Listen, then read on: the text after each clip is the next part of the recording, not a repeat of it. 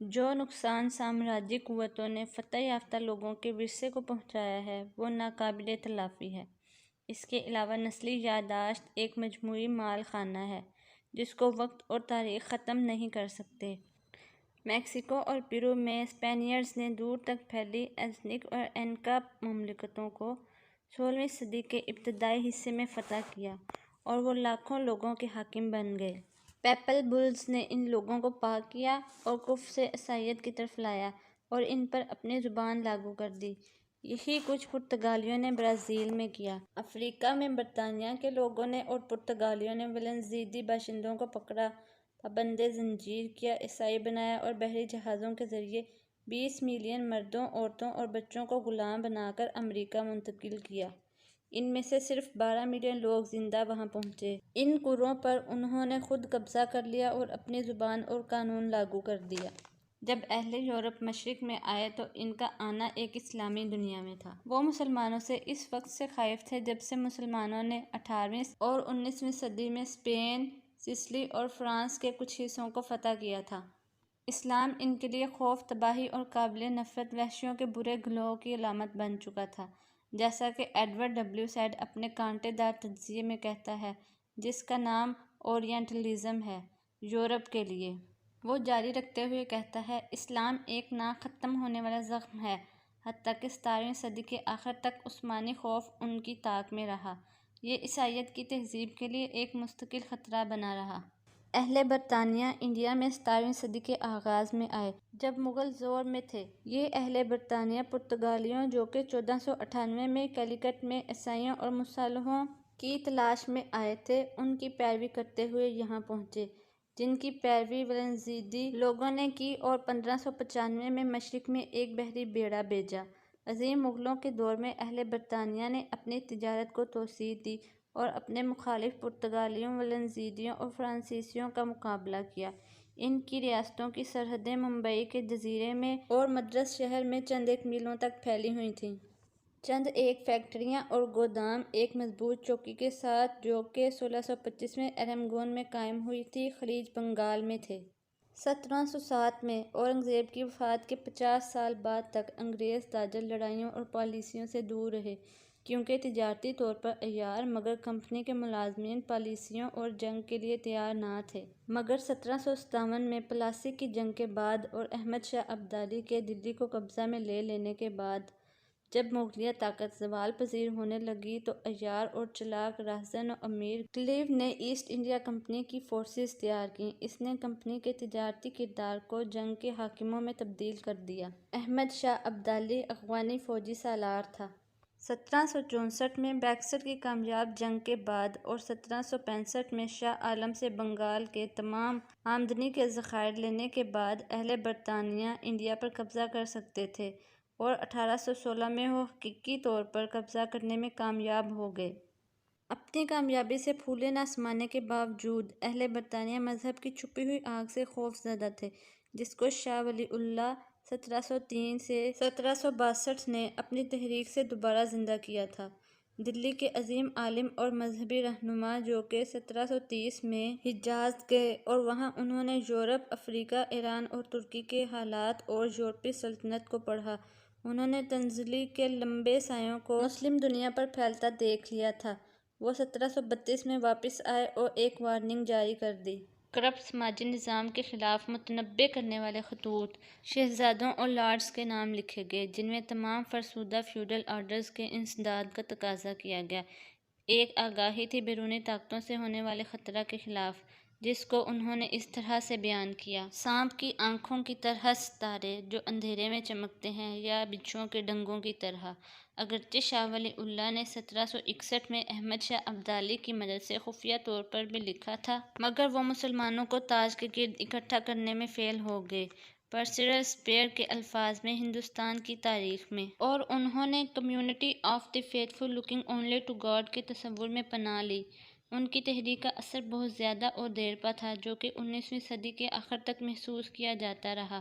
اس کو برطانوی Indian government نے انتقاماً وہابی سازش کے طور پر دبا دیا۔ برطانوی انڈین گورنمنٹ کی جگہ 1857 کی بدترین ناکامی کے بعد ایسٹ انڈیا کمپنی نے لے لی تھی۔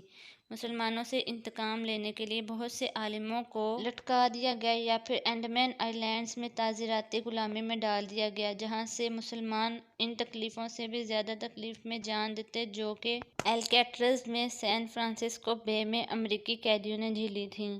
18ویں صدی میں برطانیہ کی کامیابیوں کے بعد جو کچھ ہونے جا رہا تھا، اس میں برطانیہ کو جگانے کے لیے یہ اصل اور کافی خطرہ تھا تاکہ وہ اپنی پوزیشن کو مضبوط کر سکیں، اور اس موضوع کو کہ حکومتی پالیسیوں کو تجدید دینا اور انڈیا کو ایک نئی مغربی شکل دینا کتنا بہتر ہے، بحث اور مباحثوں کو عام آدمی کے کھانے کی میز پر حالات لے آئے۔ قدامت پسند ٹوریز جیسے وارن ہیسٹنگز اور W ولسن کا خیال تھا کہ ملک کے موجودہ قائم شدہ مذہبی صحت والے معاشرے میں مخل نہ ہوا جائے۔ وارن ہیسٹنگز 1772 سے 1785 نے اپنے آپ کو مشرق سے قائم کرنے کی کوشش کی اور ہندوستانی تعلیم کے سیکھنے پر زور دیا، لیکن ان ٹوریز کو ایونجیلیکلز کے ولیم ولبر فورس نے چیلنج کیا۔ ان ایونجیلیکلز میں ولیم پٹ اور چارلز گرینٹ، جو کہ کمپنیز بورڈ آف ڈائریکٹر کے چیئرمین تھے، شامل تھے، جو کہ روحوں کے بھوکے تھے۔ یہ ہندوستان کے لوگوں کو بت پرستی اور اسلام سے بچانا چاہتے تھے۔ 16ویں صدی کے اسپینیارڈز اور پرتگیز کی طرح ان کو انجیل کی تعلیم دے کر ہندوستانی تہذیب کو الزام دینے کے لیے وہ اپنی بنیادوں سے جڑے تھے۔ اس طرح ایک طرف ایونجیلیکلز نے اسکولوں اور بازاروں میں عیسائیت کی تعلیم دی اور دوسری طرف بنیاد پرستوں نے ہندوستان کی تہذیب، عقائد اور مذہبی تعلیمات کو وحشیانہ توہم پرستیوں کا نام دیا۔ اصلاح پسندوں نے اس کی پشت پناہی کی اور ہمدردی رکھنے والوں نے مدد کی، جن میں رام موہن رائے شامل ہیں۔ یہ سب اس پالیسی کو چلانے کے ذمہ دار ہیں جس نے ہندوستان کے لوگوں کے چہرے اور ذہنی رویے بدل دیے، اور یہ لوگ اس شیرازے کے بکھرنے کے ذمہ دار بھی ہیں جو ہم نے ورثے میں پایا تھا۔ لوٹا ہوا اور تباہ شدہ راجاپتی کے نئے روپ میں، جس نے خداؤں کے حکم پر اپنے لیے اپنی ہی قربانی دے دی، وہ خدا جو اس کے اپنے ہی بچے تھے۔ ولیم بینٹک، جو کہ بینتھمائٹ تھا، اس کے گورنر جنرل کے طور پر 1825 سے 1835 تک آنے میں اینجلیسائزنگ انگریز بنانا کا فریم ورک مغربی خیالات کو تعلیم میں شامل کر دینے سے مکمل ہو گیا، کیونکہ انگریزوں کے سامراجی غرور کی نظر میں ہندوستان ایک پرجہالت اور اخلاقیات سے عاری ریاست تھی، اور ان کا یہ سب کرنا ہندوستان کے لیے اخلاقی اور روحانی فرض تھا۔ اور سائنس کا علم متعارف کروانا اور اس کی ترویج کرنا، جس کے ساتھ بینٹک نے 1829 میں برطانوی زبان بھی شامل کر دی، تمام بہتریوں کی چابی تھا۔ اس طرح فارسی، جو کہ صدیوں سے عدالتی زبان تھی، ختم ہو گئی، اور عربی اور سنسکرت بھی ختم کر دی گئیں۔ اس اعتراض کے ساتھ ٹامس بیبنگٹن کے الفاظ میں، ایک ایسے لوگوں کی جماعت جن کا خون اور رنگ ہندوستانی ہو لیکن انگریزی پن کے ذائقے اور کردار ان کے اخلاقی پہلو اور ذہانت میں شامل ہو۔ چنانچہ اسکول اور کالج اس طرح سے تیار کیے گئے کہ وہ ہندوستانیوں کو برے انگریزوں میں بدل دیں۔ اس کے لیے علم کو انگریزی زبان کا حصہ بنا دیا گیا، اور یہ ایسی روایت بن گئی جس کو آج تک سب فالو کرتے ہیں۔ تاہم یہ تبدیلی اعلیٰ شہری آبادی تک محدود تھی۔ دیہی زندگی مطمئن طور پر جاری رہی، اور اس کو نام نہاد سدھارنے کے مغربی اثر میں شامل نہ کیا گیا، اور یہی زندگی قابل رشک ہی رہی، جیسا کہ یہ پرانے جارحانہ ذات پات کے نظام اور برہمن کی برتری کے نظام میں تھی، برطانوی خیر خواہی کے اصولوں سے انچھوئی ہوئی۔ یہی وجہ ہے کہ 30 کی دہائی اور اس کے بعد کے ہندو انگریزی ناول نگار اصلی ہندوستان کی تلاش میں نقل کرنے کے لیے دیہی زندگی کی طرف مڑ گئے، کیونکہ ادھر ہی راما ورما مترا اور یگناولکیز کے برہما اور پراجاپتی رہتے تھے۔ مغرب نے ہندوستان کی علامات کو محفوظ کر لیا، مگر وہ اس کے دمکتے ہوئے فرق کو جو کہ مغلوں اور اسلام کی ہر چیز کے مٹنے کے ساتھ اپنی جگہ سے ہٹ رہا تھا، اس کو نمایاں طور پر نہ سمجھ سکے۔ اسی دوران ماضی کی روحیں ہمارے بارے میں لکھنے والے یورپی اور روسی نسلی مصنفین کے کاموں کے مطالعہ سے جاگیں، حرکت میں آئیں اور انہوں نے آزادی اور حب الوطنی کے رومانوی احساس کو ابھارا، جس نے ہماری رہنمائی کی کہ ہم اپنے ارد گرد دیکھ سکیں اور ذبح خانوں میں سماجی تنظیم کو تلاش کر سکیں۔ بینٹنچ کی مغربیت اور میکاولے کے ہمارے چہروں کو عیسائیت اور جہالت کے ایک بے رنگ برش کے ساتھ رنگنے کی وجہ سے ان پر سینکڑوں تہیں بھر چکی ہیں اور لوگ اپنی مادری زبان کو بھول چکے ہیں۔ برطانوی تاریخ دانوں، ماہر شرقیات، مبلغوں اور برے ماہرین جو کہ اینگلو انڈین صحافی ہیں، جیسے روڈیارڈ کنلنگ کی تیار شدہ ہندوستان کی ایک تباہ شدہ شکل کی وجہ سے ہندوستانی لوگ شرمندہ اور پست اخلاق، کم مرتبہ اس گھٹن کی وجہ سے مرے۔ ہندوستان کے لوگوں کے ذہن کی صفائی کا منصوبہ، خاص کر مسلمانوں کے ذہن کی صفائی، جس سے اہل برطانیہ نے طاقت چھینی اور ان کے ذہنوں کو یہ باور کروایا کہ وہ پیچھے ہیں، غیر تہذیب یافتہ ہیں اور لوگوں کو ساز باز سے فتح کر لیا۔ جیسے ونسنٹ اسمتھ کی ہسٹری آف انڈیا، جو کہ مسلمانوں کی تاریخ کے متعلق بے شمار غلط بیانیوں پر مشتمل تھی اور تمام اسکولوں میں لازمی طور پر پڑھائی جاتی تھی۔ یہ کتاب بہترین طور پر ترتیب دی گئی اور کامیاب بھی ہوئی، اور تبھی اندر سے ابھری بدلے کی ایک لہر جس نے ہم میں سے کچھ لوگوں کو بے ربط اور غیر جانبدار حالت کے بارے میں سوچنے پر مجبور کر دیا، جس میں سماجی تنظیم ڈوب چکی تھی۔ جب میکالے کو اپنی بدنام زمانہ مائنیوٹ آف 1835 لکھے تقریباً 100 برس گزر چکے تھے، ہم میں سے چند ایک نے آزادی اور رہائی کے خوابوں سے لبریز 1932 میں اردو زبان پر مشتمل افسانوں کے ایک مجموعے کو شائع کروانے کی ہمت کی، جو کہ انگارے تھا۔ اس میں معاشرے کی عکاسی کی گئی تھی، لیکن ہمارا حوصلہ فوری طور پر کم کر دیا گیا جب اس پر بدزبانی کی ایک ٹھنڈی بوچھاڑ کی گئی، ممبر سے لے کر سماجی اور سیاسی مقام تک۔ اگرچہ اس نے ہمیں ایک رات میں ہی مشہور کر دیا، حکومت نے اس کتاب پر پابندی لگا دی، اسے حکومت کے خلاف قرار دیا گیا اور ہمارے نام انٹیلیجنس بیورو کی لسٹ میں اشتعال پسند اور خطرناک کرداروں کے طور پر شامل کر دیے گئے۔ شیشے نے ہمارے ہی عکس کو پھیر کر تہہ و بالا کر دیا۔ سماجی نظام جس کو ہم نے درست کرنا تھا، اس نے ہمیں ہی مغرب سے پٹے ہوئے شیطانوں کے طور پر نمایاں کر دیا۔ ہندوستانیوں سے برے انگریز بننے کے عمل کے دوران میں نے یہ محسوس کیا کہ نہ صرف میں نے اپنی آزادی کو کھویا ہے، بلکہ اپنی تہذیب اور انفرادیت بھی گنوا دی ہے، اور تب سے ہی میں اپنی ذات کی تلاش میں محو ہوں۔ دل و دماغ کے درمیان اس نے کہاں گاچھ لگا رکھی ہے۔ آہستگی سے سالوں سے روشنی نے دہلی کی تصویروں کے آر پار ہونا شروع کر دیا، جس کی طرف میں اپنے ماضی کی تلاش میں بڑھا تھا۔ میرے قریبی آباء کی کہانی اپنے اندر بے شمار رازوں کی چابی رکھتی ہے۔ میری دادی 5 سال کی تھی اور میرے دادا 11 سال کے جب غدر کی جنگ 1857 میں ہوئی۔ تب دلی کے شہریوں کا اندھا دھند قتل اور ایذا رسانی واقع ہوئی۔ فتح یافتہ انگریزوں نے خون و دہشت کے درمیان رقص کی محافل سجائیں، جن کو تاریخ دانوں نے کتابوں میں نہیں لکھا، لیکن اس پر ایک عینی شاہد بہادر شاہ ظفر آخری مغل بادشاہ نے ماتم کیا ہے، جس کو پابند سلاسل کر دیا گیا اور طنزیہ اور مزاحیہ طور پر اس پر غداری کا الزام اس کا اپنا تاج چھیننے والوں نے لگایا، اور بعد میں اس کو اس کے خاندان کے بچ جانے والے مردوں کے ساتھ برما شہر بدر کر دیا گیا۔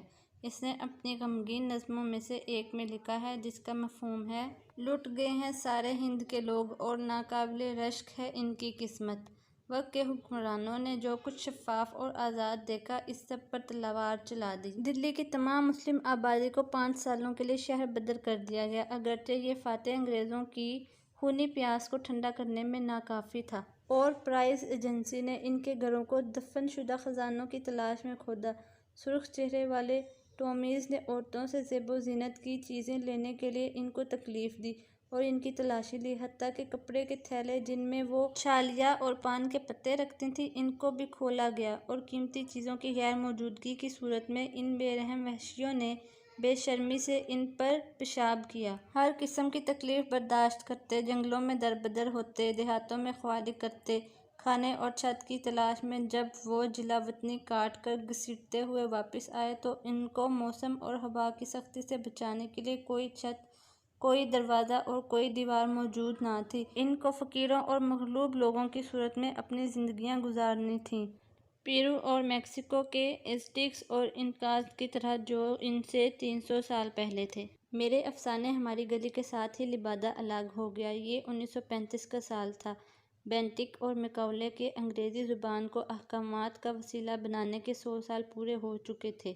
درمیانی منظر کمال طور پر تبدیل ہو گیا۔ میری تحقیق نے ایک راستہ اور ہندوستان نے اپنے نظر انداز کیے جانے کی وجہ تلاش کر لی تھی۔ یہ رخ عالمی توجہ چاہتا تھا۔ اگر اس کو اردو میں لکھا جاتا تو یہ جنوب مغربی ہندوستان میں ہی کسی تنگ کنارے میں مر جاتا۔ برطانیہ کی ہندوستان میں کی گئی ناانصافیوں کو دکھانے کی بہت سی مثالیں تھیں جن کو مقامی معاملات کہہ کر برخاست کر دیا گیا تھا، لیکن اگر کوئی کیس لندن لے جایا جاتا تو برطانیہ کی حکومت اس میں شامل ہو جاتی، جو کہ عوام کی وجہ سے قائم تھی، اور بادشاہ اور پارلیمنٹ کو جواب دیتی۔ رام موہن رائے نے اکبر بادشاہ پر لگائی گئی پابندیوں کا کیس وہاں پیش کیا تھا، جس نے بادشاہ کے حقوق اس کو واپس دلائے تھے اور تمام منظر تبدیل کر دیا تھا۔ ٹوائلائٹ ان دہلی کو انگریزی میں لکھنے کا میرا فیصلہ تب درست ثابت ہوا۔ نقادوں کے کہنے میں ہم شاید ہندوستان کو اس وقت تک نہیں سمجھ سکتے جب تک اس کو پہلی قابلیت والا کوئی ہندوستانی ناول نگار ہمیں بیان نہ کرے۔ یہ اسی طرح ہے جس طرح ہم ٹالسٹائے اور ٹرگنیو اور اس طرح کے لوگوں کو پڑھنے سے پہلے روس کے بارے میں کچھ نہیں جانتے تھے۔ احمد علی صحیح طور پر اس طرح کی ادبی تحریکوں میں آگے رہنے والوں میں سے تھے۔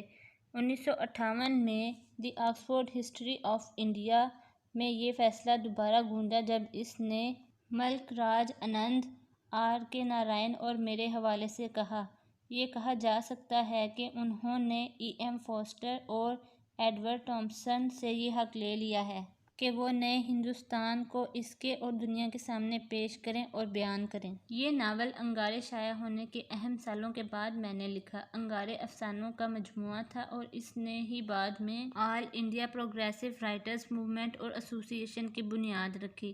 یہ 1939 میں اختتام پذیر ہوا۔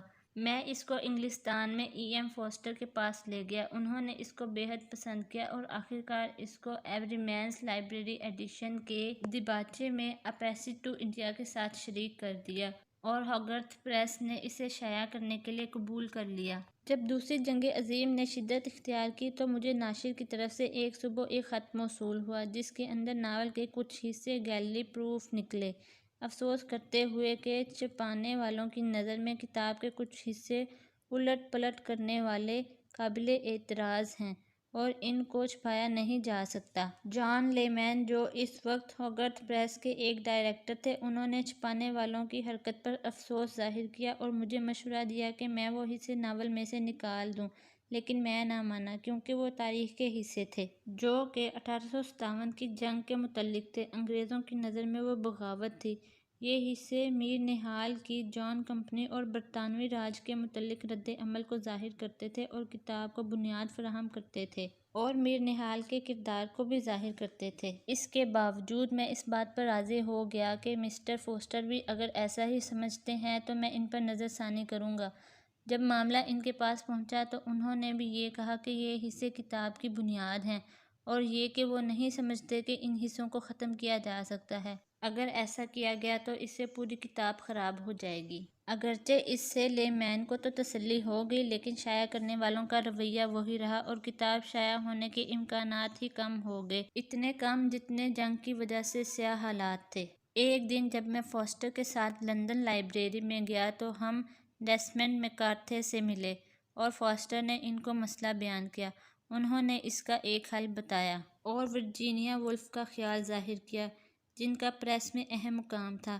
اس طرح کتاب ایچ نکولسن کو جمع کروا دی گئی۔ اس نے کتاب کو پاس کر دیا، چھاپنے والے ڈھیر ہو گئے اور ناول باہر آ گیا۔ جب میں 1940 کی خزاں میں انگلستان میں سے واپس آیا تو کتاب ہندوستان میں آ گئی اور اس کو ایک عظیم ادبی تقریب کے طور پر خوش آمدید کہا گیا اور جلد ہی اس نے ایک روایتی داستان کا مقام حاصل کر لیا جو کہ یہاں پر لکھے جانے والے افسانوں پر اثر انداز ہوتی۔ لیکن جب لیڈز میں اس کا زیادہ تر سٹاک تباہ ہو گیا تو اس کو زیادہ اہم موقعوں پر بھول جایا جانے لگا۔ 2 عشروں کے بعد 1964 میں ولیمنٹک کالج جو کہ US میں تھا، اس نے اس کتاب کے کچھ اسباق تجویز کیے اور جیمز لافلن کی مدد سے خاص طور پر اس مقصد کے لیے شائع کیے، جس نے پہلے میرا افسانہ before death in new directions 15 کو شائع کیا تھا۔ آکسفورڈ یونیورسٹی پریس نے تب ایک ایڈیشن ممبئی سے نکالا اور 1966 سے لندن اور نیو یارک سے بھی۔ 70 کی دہائی میں اس کو بہت سے کورسز مثلاً تاریخ، تقابلی ادب، ایشین اسٹڈیز اور master pieces of world literature میں شامل کیا گیا۔ امریکہ کی کچھ یونیورسٹیوں میں، جن میں کولمبیا اور اوکلینڈ ان مشیگن شامل ہیں، اور اسی طرح کے دوسرے انفرادی مجموعوں میں شامل کیا گیا، جیسا کہ جدید اسلامی ادب۔ صدی کے چوتھے حصے میں شامل ہونے کے بعد، یہ میری بیوی کی گئی مثالی اردو ترجمہ والی کتاب دہلی میں شام کے طور پر بھی پڑھی جاتی، جو کہ 1963 میں شائع ہوئی تھی، جس نے کچھ نقادوں کی رائے میں قدرتی زبان کو تازہ دم کر دیا۔ جنہوں نے اس کو اردو میں پڑھا، ان کا خیال تھا کہ اس کو انگریزی میں نہیں لکھا جا سکتا، اور جنہوں نے اس کو اصلی حالت میں انگریزی میں پڑھا تھا، ان کا خیال تھا کہ اس کا ترجمہ نہیں کیا جا سکتا۔ اس پرتجسس بحث کو ایک امریکی نقاد نے ختم کیا جس کا نام ڈیڈی اینڈرسن تھا۔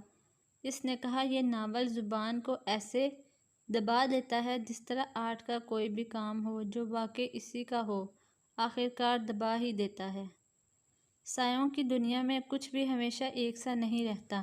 دہلی میں شام نے میرے خیال میں چھوٹے سے مقصد کے لیے خدمت کی ہے، لیکن چند غیر اہم ورق لفظوں کے لازوال سمندر میں کیا حیثیت رکھتے ہیں۔ زندگی کا کارخانہ دن رات مصروف ہے۔ میں وطن سے دور رہا، اس کی جستجو میں جو میں نے کھویا ہے۔ ہندوستان نے آزادی حاصل کر لی، انگریز فرار ہو گئے، اور جلدی میں مشرق کو کم درجہ کر کے تیسری دنیا کی شکل میں اپنے پیچھے چھوڑ گئے۔ غیر محسوس اخلاقیات، سماج، سیاست اور معاشیات، جغرافیائی مسائل، پناہ گزینوں کے لیے پہچان کا بحران کی صورت میں، اور نفرت کا ایک بوجھ بھی، جو کہ شمالی ممالک، شمال مشرق اور فاسٹ ایسٹ ایشیا کو آنے والی نسلوں تک پھنسا کر رکھے گا۔ جب یہ خطہ دو حصوں میں تقسیم ہوا، میں اس وقت چین میں غیر ملکی ملازمت پر تھا۔ ہندوستان کی برطانوی حکومت کی طرف سے بھیجا گیا تھا، اور نینکنگ کی سینٹرل یونیورسٹی آف چائنا میں برٹش کونسل کے وزٹنگ پروفیسر کے طور پر کام کر رہا تھا۔ لوگوں کے ایک سمندر نے جنوب کی طرف حرکت کی۔ میں ایک رات میں تبدیل ہونے والے انڈین اختیارات کے سبب 1948 میں ہندوستان واپس آنے سے روک دیا گیا۔ اس کی وجہ اس کے سوا اور کچھ نہ تھی کہ میں مسلمان تھا۔ چین میں ایک سفیر، KPS مینن، جو کہ برٹش انڈیا سول سروس کا ممبر تھا، اس نے مجھے بتایا، یہ مسلمان یا ہندو ہونے کی وجہ سے ہے۔ اور جب میں نے احتجاج کیا تو اس نے مزید کہا، میں صرف یہ کر سکتا ہوں کہ نئی دہلی کو لکھوں، لیکن میں تمہیں بتا سکتا ہوں کہ اس کا کوئی حل نہیں نکلے گا۔ تاریخ کی ایک زندہ تکرار کو پیش کرتے ہوئے، میں اپنے آباء و اجداد اور مسلمان شہریوں کو انگریزوں کے اس شہر سے بدر کرنے کے 90 سال بعد، اگرچہ ان کی شہر بدری عارضی تھی، بدر کیا گیا، اور مستقل طور پر بدر کیا گیا۔ یہ نقصان نہ صرف میرے گھر اور اس سب کا تھا جو میرے پاس تھا، بلکہ میرے پیدائشی حق کا بھی تھا۔ جبکہ میرے دل میں ذات یا نسل کے متعلق کوئی نفرت نہیں تھی۔ اگرچہ وقت بہت کچھ لے جاتا ہے، مگر یہ دماغ کو دن اور رات میں ہونے والی تبدیلیوں سے بھی ہم آہنگ کر دیتا ہے، دکھ کو پچھتاوے میں تبدیل کر دیتا ہے، دل کی لہروں کو ہچکولوں میں بدل دیتا ہے جو سینے میں اٹھتی ہیں۔ 1966 میں جب آکسفورڈ یونیورسٹی ٹوائلائٹ ان دہلی کا ایڈیشن لائی، اس کا مصنف بارڈر کی دوسری طرف تھا، اور اس کے خریدنے والوں کو یہ اجازت نہ تھی کہ وہ اس کو خرید کر پاکستانی بارڈر پار کر لیں۔ بعد میں جب مشورہ دیا گیا کہ اس کو کراچی سے نشر کیا جائے، جیسا کہ کبھی ریڈیو کے ذریعے دہلی سے اس ناول کو پیش کیا جاتا تھا، تو مقامی اسٹیشن کے مینیجر نے اس مشورے کو اس بنیاد پر منع کر دیا کہ اس کے مناظر دہلی شہر سے متعلق ہیں، جو کہ بارڈر کے پار ایک ممنوع شہر ہے، اس لیے اس ناول کو پاکستان میں نشر نہیں کیا جا سکتا۔ وہاں پر کوئی جان لے مین نہیں تھا جو مشورہ دیتا کہ دہلی کی جگہ نام تبدیل کر کے لاہور رکھ لیا جائے، نہ ہی کوئی فوسٹر جو کہ اس کو جیسا ہے ویسا ہی قبول کر لینے کا حق دیتا۔ نہ ہی ورجینیا وولف جو درمیان میں پڑتی، نہ ہی ایچ نکولسن جو کہ جنتر منتر سے اس پر دم کر دیتا۔ ایسا دکھائی دیتا تھا کہ اس شہر کی قسمت، جو کہ کبھی ہندوستان کا دل اور عظمت کی علامت تھا، اپنی یادوں کے سایوں کے ساتھ سینہ زوری کر رہا تھا، وقت کی طرح جو کہ بے رحمی سے تباہ کر دیتا ہے ان سرحدوں میں جو اس کی تاریخی ہونے کو یا اس کی نمایاں حیثیت کو نہیں مانتا، اور حتیٰ کہ اب اس کی انسانی شناخت زبردست نسیان کے سبب اور چھینی جا چکنے والی یادداشت کے سبب ہمیشہ کے لیے کھو چکی ہے، اور اس کے لیے آج آکسفورڈ یونیورسٹی پریس دلی میں اس کے کردار کو مکمل طور پر تبدیل کر سکتی تھی۔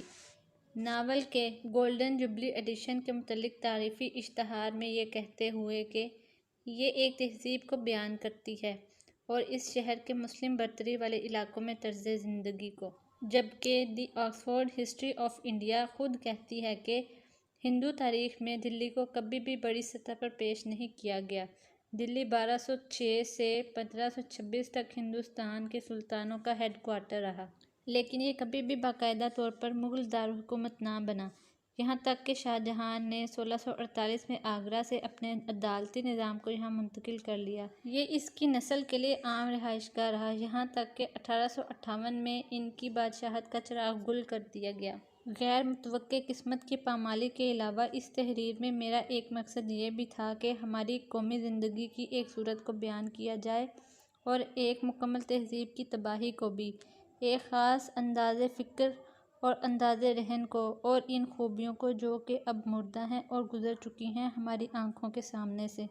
بہت کم ہی کسی کو اجازت ملتی ہے کہ وہ گزری ہوئی تہذیب کا تماشا دیکھ سکے اور اس میں شریک بھی ہو سکے۔